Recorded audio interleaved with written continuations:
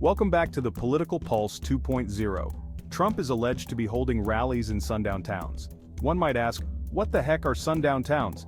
Today we're going to dive into a part of American history that many might find shocking, disturbing, and sadly, still relevant. Sundown towns. What are they? Why are they significant? And why should we care if political rallies are held there today?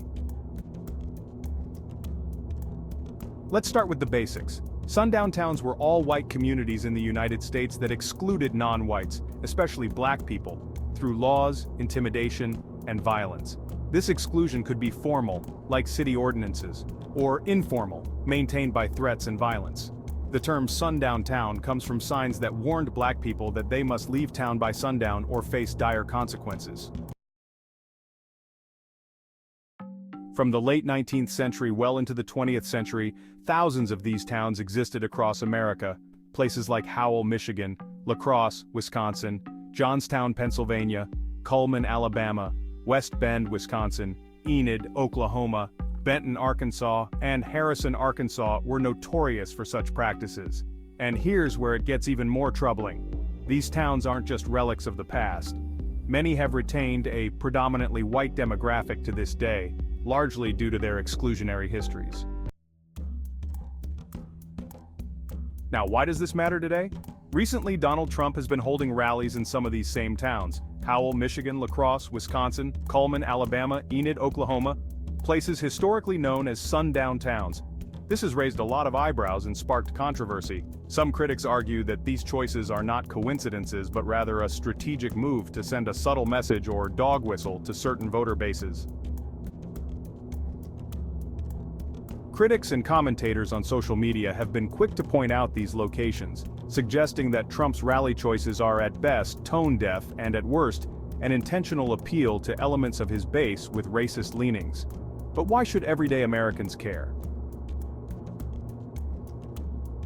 Because it goes beyond just location. Holding rallies in these places without acknowledging their dark histories effectively whitewashes that past. It overlooks the pain and trauma experienced by people who were systematically excluded from these communities.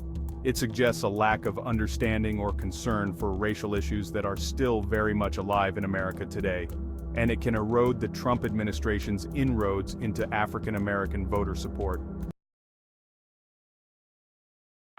But there are ways forward, what I like to call cures for these persistent wounds. First, we need education. Understanding the history of sundown towns and their impact is crucial. Awareness can lead to advocacy, and advocacy can lead to change. Second, leaders, especially those with large followings and influence, need to be held accountable. When they choose rally locations, they should be mindful of the historical context and the messages they're sending, both intentionally and unintentionally. Lastly, communities that were once sundown towns must actively work towards reconciliation and inclusion, ensuring that they're no longer just towns that are safe for some but welcoming for all. That means addressing the legacies of exclusion, from housing policies to community practices, and building a more inclusive future. What do you think? And don't forget to like, comment, and subscribe.